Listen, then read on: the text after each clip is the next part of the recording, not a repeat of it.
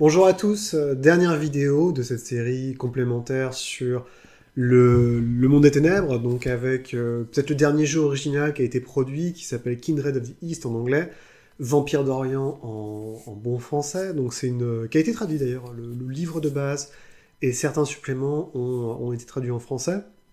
Donc c'est une tentative un peu complexe de la part de White Wolf d'essayer de changer les règles qui avaient été faites sur... il y a très très longtemps, ils avaient commencé donc l'idée de créer, évidemment, un équivalent asiatique au Vampire est une idée qui est extrêmement présente depuis quasiment la première édition de Vampire, puisque notamment on vous dit que Solo, qui est l'un des antédiluviens, donc l'un des chefs vampiriques, a trois yeux et qu'il a piqué la technique troisième œil en Asie et il est connu comme étant le grand usurpateur. Il y a des lignées vampiriques qu'on appelle les Gaki qui sont présentes dès la première édition, qui sont grosso modo des vampires mais avec un code d'honneur un peu différent, avec tout ce que vous pouvez imaginer de mélange d'honneur, de samouraï, de je sais pas quoi à la place de l'humanité. Et au-delà de ça, on va avoir toujours une espèce de tentative de dire il se passe des choses là-bas en Orient, donc ça sera notamment avec Vampire, les Stargazers. Donc les Stargazers sont les loups-garous qui sont plutôt cool, vivent dans les montagnes tranquillement et observent les étoiles. Ça va être avec la fraternité Akashite, donc qui sont un ordre, un groupement des traditions des magiciens, donc de mages d'ascension, qui sont clairement qui viennent du Tibet. Et c'est aussi l'un des royaumes des fantômes, donc le royaume de Jade, qui est, contrairement à la Stygie, donc au royaume d'acier, enfin de fer, l'endroit où les âmes des morts asiatiques vont. Donc évidemment, vous voyez qu'il y a quand même des relents assez, évidemment, ethnocentrés, hein, ça c'est indéniable, mais il y a des petites idées qui étaient faites comme ça, qui vont se concrétiser à la fin des années 90, donc avec le système qu'avait White Wolf, à savoir que tous les ans, ils mettaient un thème en avant, donc il y avait l'année de l'allié, l'année d'année, qui était l'un des premiers, l'un des derniers, je crois, avec les démons. Et je crois qu'en 97-98, il y a l'année du lotus qui justement veut introduire, comme son nom l'indique, des éléments asiatiques. Et parmi ces éléments asiatiques, le plus probant évidemment va être celui des Kuei-jin. Donc les Kuei-jin, c'est les morts vivants littéralement, qui sont étonnamment en fait, même si l'appellation est Kindred of the East, donc Kindred c'est le nom que se donnent les vampires entre eux, les Kainites, les Catéens aussi, en fait c'est même pas des vampires, en fait la traduction est mauvaise puisque concrètement ils sont beaucoup plus proches, c'est un jeu qui est beaucoup plus proche de Wraith, le néant, que vraiment de vampire. Je vais vous expliquer pourquoi. Donc déjà il faut comprendre la mythologie.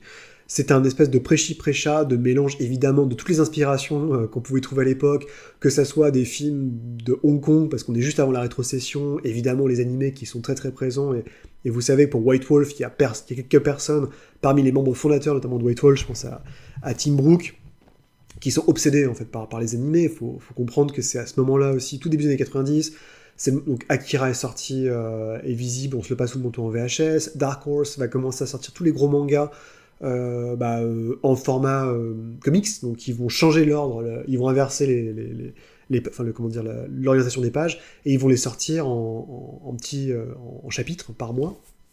C'est comme ça que les gens vont avoir notamment Akira, mais plein d'autres trucs comme Berserk, La Lutte de l'Infini, donc ça va commencer à monter en sauce. Hein. Bon, je parle même pas de Dragon Ball qui passe à la télé. Et donc, Vampire d'Orient essaie de mélanger tout ça, en essayant de créer une sorte de gros boulga qui peut à la fois mélanger, et c'est plutôt sino-centré, donc évidemment on va parler du Japon, on va parler de la Thaïlande, de la Corée, du Vietnam, mais c'est essentiellement centré autour de la Chine. Donc l'idée c'est que les vampires d'Orient et toutes les créatures surnaturelles qui vivent en Asie se considèrent qu'en fait il n'y a pas d'apocalypse à proprement parler, mais ils ont un équivalent qui sont les mondes. C'est-à-dire qu'en gros, ils ont six âges, je crois, ou c'est des mondes, je sais plus, je crois que c'est des mondes. En gros, à l'origine, il y a l'auguste personne de Jade qui a dit, qui est l'empereur / le dieu, ce que vous voulez, Bouddha, qui a dit, ok, bon maintenant je vais avoir deux serviteurs qui vont être la reine d'émeraude, la reine écarlate et le dragon d'ébène, qui vont faire en sorte que l'ordre que j'impose au monde, puisqu'en fait c'est le grand principe évidemment qui est inspiré par le confucianisme, c'est que chaque chose a sa place et chaque chose devrait être à sa place, que donc tous les êtres vivants doivent vivre, mourir, Et pour cela, les êtres surnaturels doivent aussi avoir leur place. C'est ainsi qu'il va créer par exemple les Siennes. Donc les Siennes, c'est l'infinité de dieux mineurs qui sont en fait les changelins, qui sont des tout petits dieux. Donc ça va être les Kitsune, ça va être les Tezubozu, ça va être les yokai, qui sont en fait les fées du monde asiatique. Il va créer il va accepter et tolérer la présence des magiciens. Donc j'ai plus le nom exactement, mais qui vont être les magiciens de Mage d'Ascension, mais aussi des disparates. Il va dire, ok, bon, maintenant, pour préserver mon ordre, je vais créer plusieurs créatures qui vont faire exclusivement ce job-là. Donc il y aura les Engai Yokai, donc les change-formes, qui sont les garous, mais pas que, en fait, qui sont vraiment tous les Feras et toutes les créatures lycanthropiques, les change-formes, en fait, mais qui, eux, vivent dans le cadre imposé par l'auguste personne de Jade, ce qui veut dire qu'il y a encore des dragons-garous, les loups-garous sont beaucoup plus soft, en tout cas dans cette période-là, et surtout ils bossent tous ensemble. C'est ça la grande différence par rapport aux garous qui sont, on va pas se mentir, l'espèce de loups sales brutes qui en gros ont massacré tous les autres Feras en disant bah non, c'est nous les élus de Gaïa. Là c'est pas du tout là, chacun respecte sa place. Mais évidemment, il y a toujours des gens qui font chier et qui veulent pas rester à leur place, et c'est notamment le cas des Yama-King. Donc les rois Yama sont donc dans la mythologie classique chinoise les dieux des enfers. Donc comme nous on aurait les juges des enfers, Adamante, Minos, que vous connaissez si bien avec le Chevalier du Zodiaque. Sauf que à un moment en fait ce qui s'est passé c'est que les rois Yama qui possèdent en fait un territoire et un domaine dans le monde des morts, donc les 10 000 enfers, certains se sont aperçus que en fait c'était donc la principale capacité, et ça qui a été enseigné par l'auguste personne de Jade, par l'impératrice écarlate, le dragon d'ébène, et plus tard le premier Bodhivasta, donc le premier en fait, la première créature humaine, on va en reparler, un des héros de l'âge d'antan qui a réussi à sortir de la roue de la réincarnation, et donc devenir, grosso modo, atteindre Golconde, a écrit des grands concepts en disant voilà, faut faire ci, faut faire ça, respectez l'auguste personne de Jade, ça c'est votre job, respectez-le, et si jamais vous voulez vous extraire de votre condition de la roue de la souffrance, voici comment procéder. Sauf que donc comme je dis, les rois Yama, ils ont de l'immobilier dans le monde des enfers, mais certains ne l'acceptent pas. Parce qu'en fait, ils sont aperçus, donc parmi les grands préceptes, que l'accumulation de puissance et d'énergie se fait exclusivement à travers le chi. Le chi étant l'énergie vitale, qui normalement est absorbée par tous ces gens de l'époque mythique. Donc c'est là où wink wink nudge nudge, on commence déjà à arriver sur je pique un peu des éléments à Wraith et la mythologie des fantômes. L'idée qu'en fait il n'y avait pas de goulet, donc il n'y avait pas besoin de tricher pour aller vite, et donc il suffisait juste de brasser de l'air littéralement pour récupérer du chi, de l'énergie du monde simplement. Donc c'était le bonheur.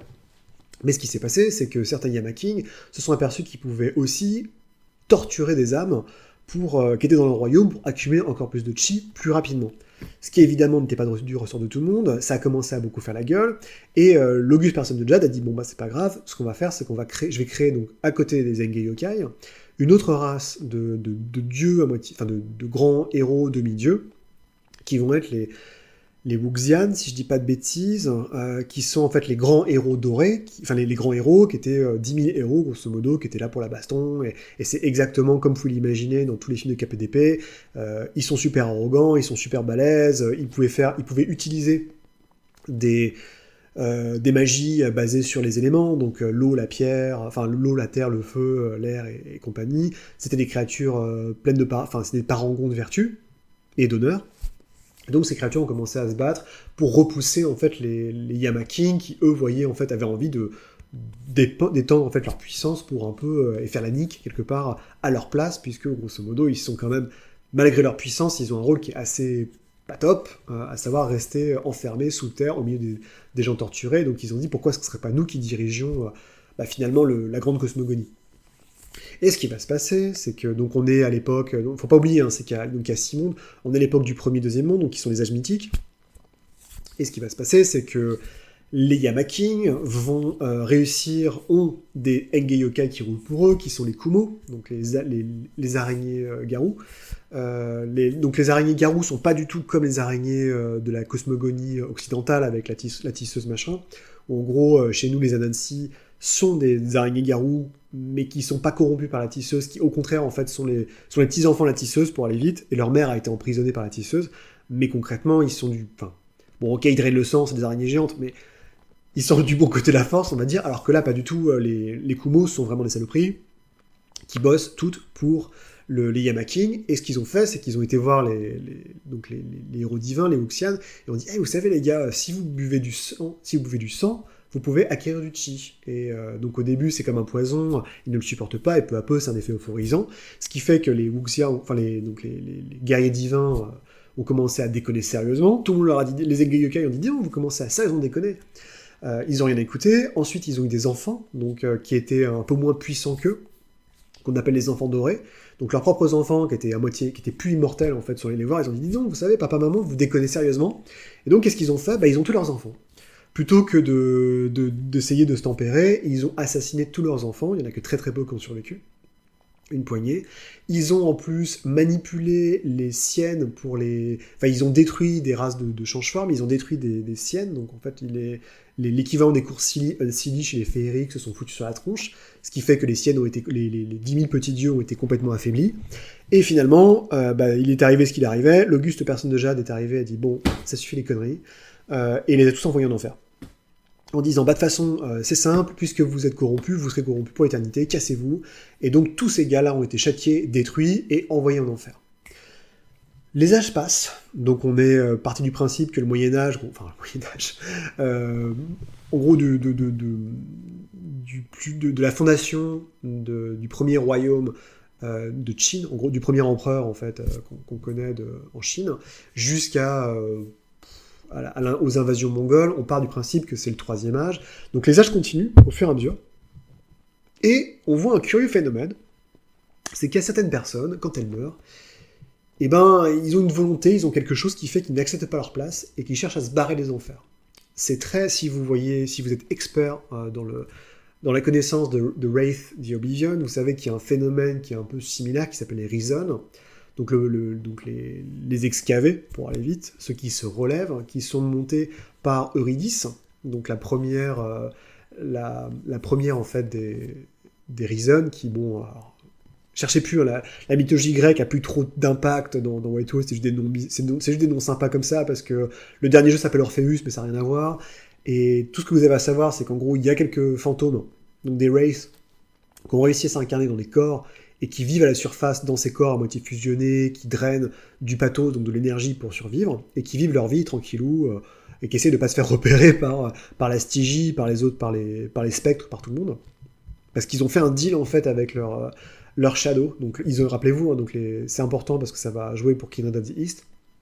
Donc les Rison, grosso modo, qui sont des Wraiths incarnés, ont fait un deal avec leur ombre en disant tu sais Coco, arrête de m'embêter, et ce qu'on va faire c'est qu'on va posséder un cadre humain et on va vivre à la surface de la Terre. Et généralement le Shadow est là, dit ouais ok ça me va. Bon c'est plus difficile, c'est plus compliqué que ça. Mais c'était un petit supplément qui était dans Wraith. Et les Kuei-jin, en grosso modo, donc ces morts dont je parle dans les 10 000 enfers, arrivent à se barrer, reviennent à la surface de la Terre, et là ils sortent sous la forme de Chimei, donc des espèces de ghouls en fait qui sortent de terre et qui ne peuvent que dévorer des cadavres.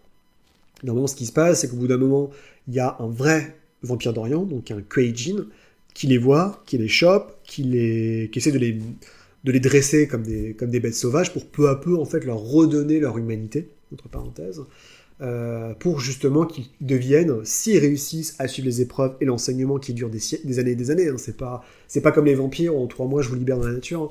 C'est beaucoup de boulot, ils sont présentés devant la cour locale de Kuei-jin, et s'ils font bonne loi, ils peuvent potentiellement être réintégrés et donc devenir à part entière ces vampires d'Orient, qui sont en fait les descendants corrompus, ou les âmes réincarnées maudites des guerriers d'antan.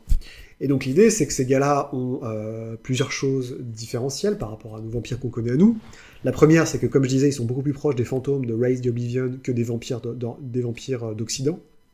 À savoir qu'ils ont plusieurs disons, capteurs de moralité. Le premier, c'est le yin et le yang, évidemment. Donc en gros, ils ont plus ou moins de points de vie et plus ou moins de points de mort qui peut être évalué selon le chi qu'ils ont. C'est-à-dire que pour survivre, ils ont besoin de chi. Au début, quand ils arrivent et qu'ils remontent à la surface de la Terre, ils ne peuvent que manger les cadavres pour récupérer du chi. Après, normalement, quand vous commencez avec un personnage standard, vous pouvez boire du sang. Et c'est pour ça qu'on les appelle les vampires d'Orient, c'est parce que techniquement, ils utilisent la technique interdite quand ils sont pour laquelle ils sont fait, grosso modo, détruire, c'est parce qu'ils boivent le sang des mortels, et en buvant le sang des mortels, c'est pas le sang qui les intéresse, en fait, c'est l'énergie vitale. Et s'ils sont vraiment balèzes, c'est-à-dire que s'ils progressent au fur et à mesure vers leur voie d'illumination, ils peuvent carrément drainer le souffle des vivants, et à la fin, s'ils sont vraiment grobiles, ils peuvent carrément faire comme leurs ancêtres, à savoir juste drainer du chi de l'atmosphère. Donc, comme je vous dis, en drainant le chi a une coloration qui peut impacter aussi votre personnage. Donc, c'est-à-dire que si vous avez beaucoup d'énergie de yang, donc d'énergie vitale positive, vous pouvez sortir de jour et ne pas subir les effets du soleil. Et potentiellement, si vous êtes une femme, vous pouvez tomber enceinte. Par contre, ça fait que vous avez un déséquilibre, et donc tous les aspects yin, donc cadavériques, négatifs de mort, eux sont plus difficiles à utiliser. Et inversement, si vous avez trop de yin, vous ressemblez à un cadavre, vous êtes tout pas, vous ressemblez vraiment à un vampire standard, avec des problèmes et des atouts positifs.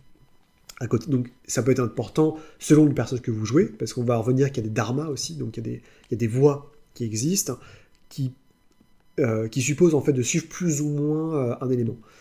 Ensuite, donc ça c'est le yin et le yang, donc c'est vraiment par rapport à l'affiliation directe et pratique de votre personnage au jour le jour. Après, il y a le hun et le po. Donc le hun, en gros, c'est ce que vous voulez. C'est votre avancement sur c'est votre moralité. C'est votre esprit de chevalerie, c'est votre honneur, c'est votre avancement plus ou moins moral sur l'échelle du dharma que vous cherchez à emprunter. Donc certains diraient c'est l'antéléchie dans Mage d'Ascension, c'est l'humanité, mais pas exactement. Et à côté, donc c'est l'âme haute de votre personnage. Et après, il y a l'âme basse, qui est le po, donc c'est le côté démoniaque, qui est en fait le côté, c'est la bête en fait de vampire, mais c'est plus aussi l'ombre de Wraith the Oblivion, à savoir qu'en gros, vous devez être quand à la création, vous créez un personnage, vous donnez une couleur à votre peau, qui peut devenir justement un architecte, le monstre, le diable, etc., qui va vous influer sur votre personnage, et de temps en temps, tenter de prendre le contrôle. Donc vous voyez, quand je vous dis que c'est beaucoup plus proche de Wraith the Oblivion que de Vampire, ça l'est, concrètement. En plus, comme dans Wraith, il y a un système social qui est extrêmement strict et compliqué, à savoir que d'un côté, donc vous devez suivre un dharma. Votre dharma est une inclinaison personnelle que vous suivez, qui a une spécificité, donc qui est soit orientée vers le yin, le yang, le po ou le hun, et il y en a un cinquième, dharma, qui est en fait vous changez de personnalité tous les siècles pour essayer justement d'apporter un équilibre. Donc ça vous rend évidemment, les dharmas ont du mal à coopérer entre eux, parce que un type qui est je sais plus, c'est le Roaring Tiger, donc en gros la voix du tigre, c'est le po, et donc vous êtes beaucoup plus impulsif comme un Bruja. Quelqu'un qui va changer de forme tout le temps, enfin tous les siècles, on peut pas lui faire confiance, parce qu'on sait peut-être que dans 100 ans, celui qui était votre allié deviendra votre ennemi parce qu'il a changé de personnalité. Évidemment, il y a plein de choses. Il y a aussi des dharmas qui sont considérés comme hérétiques, que vous n'êtes pas censé suivre, mais qu'on vous donne, ou que les méchants suivent, ou que les gens un peu craqués, parce qu'on reste chez White Wolf, donc il y a différents catalogues d'options supplémentaires au fur et à mesure de suppléments. Et à côté de ça, il y a les cours. Donc les cours sont les principales représentations sociales qui œuvrent dans les sociétés Kuei-jin. Parce que les Kuei-jin se font la guerre, pour aller vite, ils font la guerre aux Yama King, donc ça c'est obligatoire, puisqu'ils savent très bien, parce que le truc c'est qu'évidemment, les rois Yama n'ont pas oublié le fait que les Kuei-jin se sont barrés de l'enfer et qu'ils n'auraient pas dû, donc les Yama King, qu'ils soient corrompus ou pas, parce que certains Yama King sont clairement corrompus et méchants, d'autres suivent juste leur job en fait. Leur job c'est juste de juger les âmes des morts, et donc savoir qu'il y a des âmes qui ont réussi à se barrer et revivre à la surface du globe, ça les rend très très vénères, et il faut être sûr d'une chose, c'est que les Kuei-jin n'ont vraiment pas envie de subir une seconde mort, parce que si jamais ça se passe, hop, c'est direct, ils repassent à la caisse, et cette fois ils peuvent pas sortir de prison.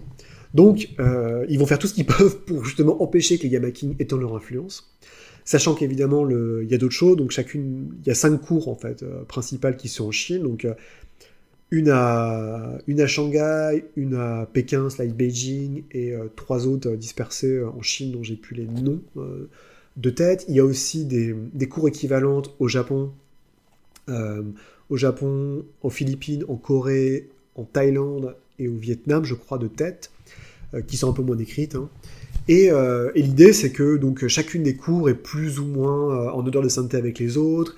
Il y a des coups de pute, il y a des pièges, évidemment, c'est très politique, mais c'est un peu différent, c'est pas... En fait, il y a beaucoup plus puisque chaque personnage a vraiment pas mal de facteurs à gérer en soi et à l'extérieur, on part du principe que, en gros, on va pas s'amuser à aller chercher un shérif pour qu'il vous tape sur les doigts si vous enfreignez la mascarade. C'est à vous d'être raisonnable par rapport à ça, parce que de toute façon, si vous respectez pas vos propres principes, vous allez vous faire dégommer par votre peau, par vos collègues, par tout le monde en fait, puisque vous respectez pas les règles. Il y a aussi une grosse différence, comme je disais, c'est que la majorité des créatures surnaturelles qui existent dans le monde asiatique se respectent et bossent ensemble, puisque chacune part du principe qu'ils ont un job qui leur a été donné par l'auguste personne de Jade et qu'ils doivent le respecter. Ce qui fait qu'en fait, les Enge Yokai ont leur propre cours, et ils ont plus de tolérance pour les vampires, pour les Kuei-jin. C'est pareil avec les mages, c'est pareil aussi avec les momies, parce que je vous ai pas dit, c'est qu'il y a des momies asiatiques, mais bon, on va pas en parler parce qu'on va y passer des heures, mais en gros, elles sont pas basées sur le rituel de vie d'Isis, mais elles ont leur propre rituel, c'est des alchimistes qui suivent des quêtes millénaires à poursuivre, un peu comme il y a les momies incas qui font leur propre histoire. Et donc il y a ça, il y a les magiciens aussi, donc les magiciens liés aux traditions, des magiciens qui sont disparates, donc complètement indépendants, il y a la technocratie qui est présente aussi, surtout au Japon. Il y a pas mal de... Mais en général, tous ces gens-là travaillent ensemble. Et ils travaillent ensemble pour une bonne et simple raison, c'est qu'on est au 5e âge, et qu'après le 5e âge, il y a le 6e âge. Sauf que le problème, c'est que le 6e âge, c'est censé être le moment de la destruction, de la fin de tout, où les Yama King, il y a un Yama King qui va s'élever parmi les rois Yama, qui va être le roi démon. Et le roi démon, il va usurper la place de l'auguste empereur de Jade pendant, on ne sait pas, des années, des centaines d'années, des siècles. Et après, il va redonner son siège à l'auguste personne de Jade, et tout le monde sera content, et c'est la nature des choses. Sauf que, évidemment, les Yama King ont été corrompus, et ils ne l'entendent plus de cette manière-là. C'est-à-dire qu'ils partent du principe qu'ils vont accélérer le début du 6e âge, mais une fois qu'ils seront sur la chaise de l'empereur, il n'est plus question qu'ils bougent. Ce qui fait qu'en fait, l'intégralité des créatures surnaturelles de l'Est ont intérêt à bosser ensemble pour trouver un moyen de contrecarrer les Yama King, ou au moins de faire en sorte que le 6e âge passe. Et c'est tout l'enjeu du métaplot pour les gens, enfin en tout cas les créatures à l'Est, c'est qu'elles ont un objectif à long terme, puisque pour eux, contrairement à la GN, l'Apocalypse, c'est quelque chose qui va arriver, mais c'est pas quelque chose de permanent, c'est-à-dire qu'il y aura un après. Sauf qu'évidemment, les méchants veulent faire en sorte qu'il n'y ait pas d'après, que ça soit juste le monde terrible pour l'éternité. Et ça, au moins, c'est vrai que c'est la grande force de... Alors, il y a des problèmes, on va en reparler, mais la très grande force de Vampire d'Orient, et plus en général de la cosmogonie qui est mise en place pour les créatures asiatiques par ce qu'a fait White Wolf, marche beaucoup mieux et beaucoup plus cernée, beaucoup plus compacte, beaucoup plus intelligente et marche mieux que, évidemment, les 4-5 jeux de vampires, enfin les 4-5 jeux classiques de White Wolf du Monde des Ténèbres qui, eux, n'ont pas vraiment de fin. Ou faire des crossovers est très compliqué et, on va pas se mentir, n'a pas vraiment de sens. Alors que là, tout est fait dès le début pour vous faire bosser ensemble, et c'est, même si ça reste beaucoup de boulot pour vous, mais c'est quand même assez agréable, et je leur tire mon chapeau pour ça. Au moins, il y a un vrai boulot qui a été fait. Et évidemment, parce que c'est petit malin, l'histoire, l'enjeu que je vous ai expliqué avec les guerriers suprêmes qui chutent, qui tuent leurs enfants, c'est aussi réminiscent d'un jeu qui va sortir à ce moment-là, qui s'appelle Exalted. Et Exalted est censé être, un peu comme Hearthstone par rapport à Shadowrun, le passé du Monde des Ténèbres, qui était un espèce de monde hyper asiatique et très Avatar Last Airbender, où il y avait un peu les mêmes choses, où on va jouer des solaires, qui sont des espèces de demi-dieux qui ont été chassés puis qui sont revenus, et il y a différentes créatures divines qui ont chacune un aspect, donc il y a les solaires, les lunaires, les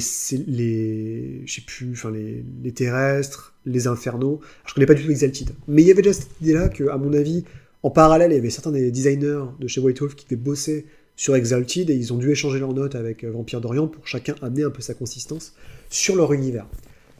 Donc après, il y a quand même des gros délires, même si j'aime beaucoup, par exemple, la description des 10 000 enfers, que je trouve absolument génial, s'il y a des connexions qui sont très très bien foutues, avec notamment donc les royaumes des morts, puisque les royaumes de Jade font partie en fait des 10 000 enfers, que si vous connaissez un peu le background, vous savez que les royaumes de Jade sont dirigés par un Malfean, donc un très très balèze un très très balèze, un spectre hyper balèze en fait, qui se fait passer pour un wraith.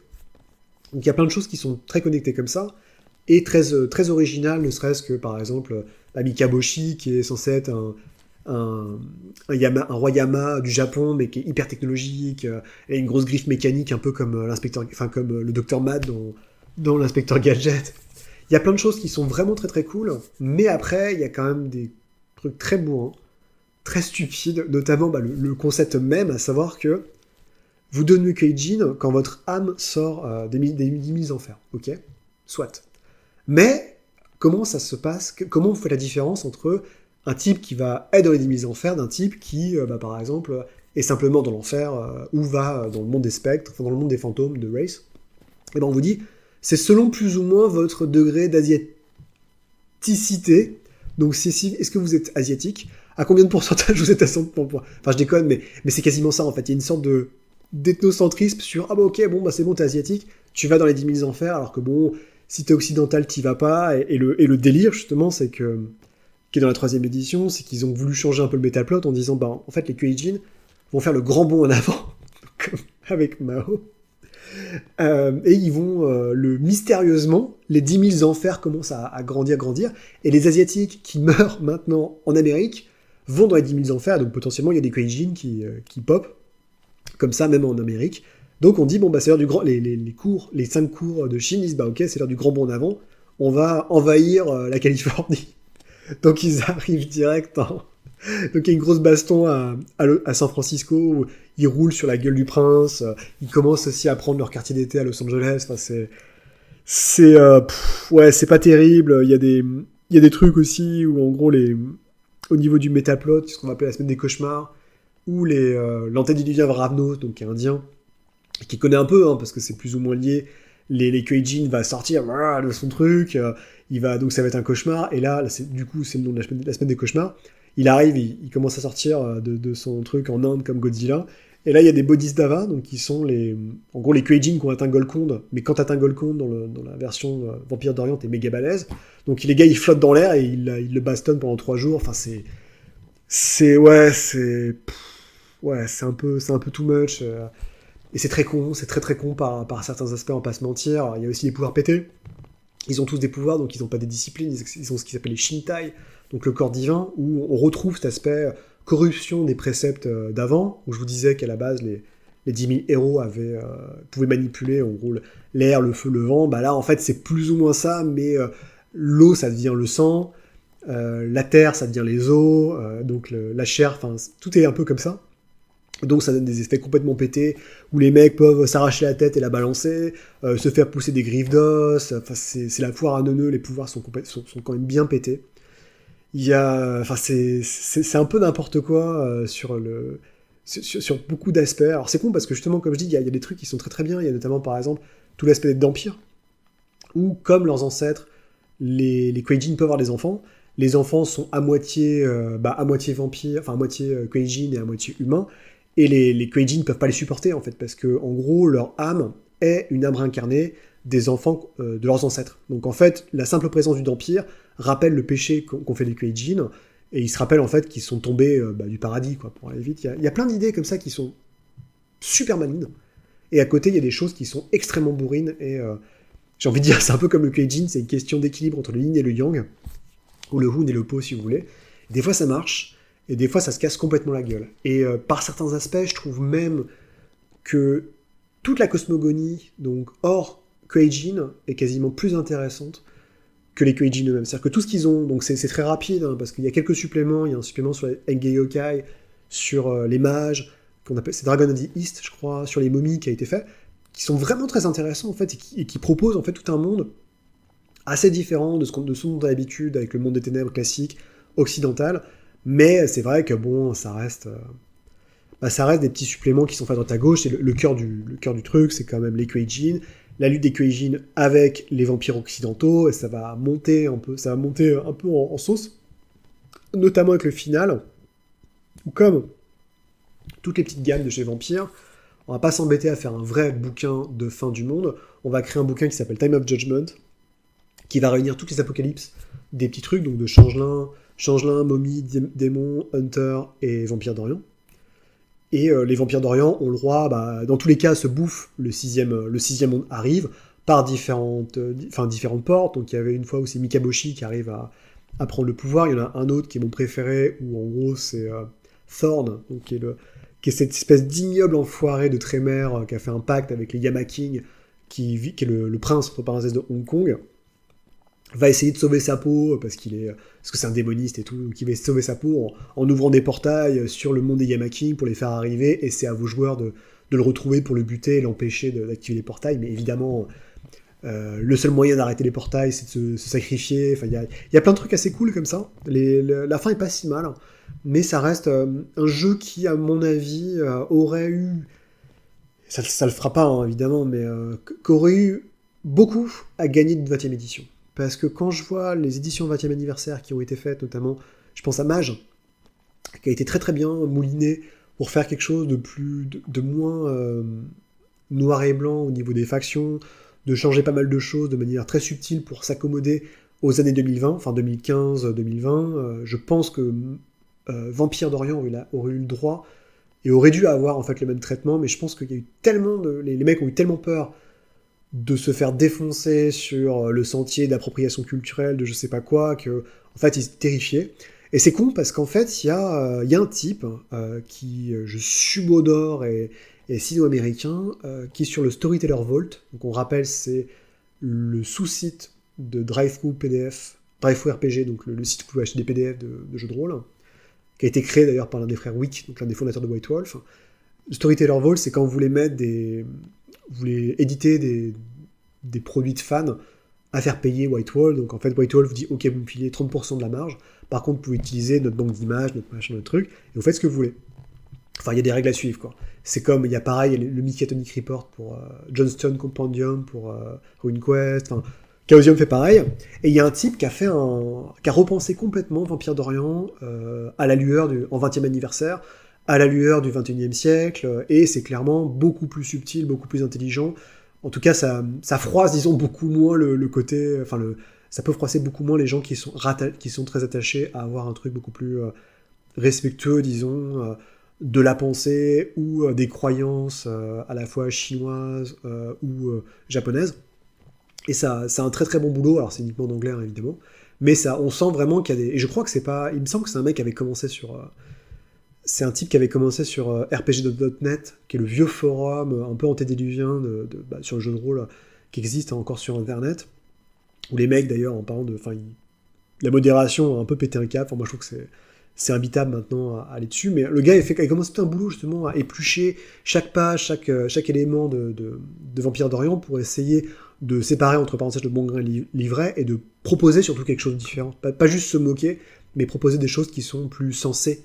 Et je pense qu'il a fait un très très bon boulot. Alors, j'ai pas eu l'occasion de le lire, donc je dis ça un peu de mon chapeau. Et sinon, oui, il y a aussi un supplément qui s'appelle le sang et la soie, qui vous permet de jouer durant, en gros, les invasions mongoles, par là, qui est pas dégueulasse, et qui permet justement d'avoir un moment où les Kuei-jin sont plus à la cool, où il y a moins la pression des Yama King, et de faire un peu une vraie expérience, entre parenthèses, médiévale, hein, puisque c'est pas le bon terme, mais en Asie, avec toute la ribambelle de créatures surnaturelles qui sont propres, disons, à l'Orient, et pourquoi pas, après tout. Donc voilà, c'est un peu c'est le dernier jeu dont j'ai parlé, parce que je pense que j'ai fait le tour, à peu près. Je vais pas m'aventurer sur Mommy, je vais pas m'aventurer sur le reste. Exalted, je connais pas du tout, les chroniques aussi, enfin, Vampire Requiem et compagnie, je connais pas du tout, donc je préfère m'arrêter là. J'espère que ça vous a plu, encore une fois, c'est des jeux que vous ne pouvez plus acheter en français. Ils sont, par des moyens plus ou moins obscurs, pour les trouver sur Internet. C'est pas Hexagonal étant mort, ils vont pas vous faire chier, je pense. Et sinon, vous pouvez les retrouver, donc acheter à 3 francs 6 sous sur DriveThru RPG, par exemple. Des versions papier, enfin imprimées à la demande, ou papier, enfin, ou en PDF, que sais-je. Et généralement, ces bouquins-là étant quasiment exclusivement en anglais, vous pouvez les trouver à pas cher, parce que c'est pas des bouquins qui se vendent très très cher en général. Par contre, les versions françaises, ouais, les gens ont tendance à les vendre très très cher, ce qui n'a pas trop de sens, parce que c'est pas non plus des bouquins d'une valeur incommensurable, et surtout, des fois, il y a quand même des traductions qui sont pas terribles. Donc bon, je sais pas, enfin après vous... N'hésitez pas à jeter un coup d'œil, c'est quand même rigolo de voir, ne serait-ce aussi que les illustrations où toute la ribambelle de types de chez White Wolf a essayé de se surpasser pour faire des trucs plus animés les uns que les autres. C'est assez rigolo, et ça vaut le coup d'œil, et toujours avec évidemment une distance relative. Et je vous souhaite encore d'excellentes fêtes de fin d'année, et puis je vous dis à l'année prochaine. Allez, salut!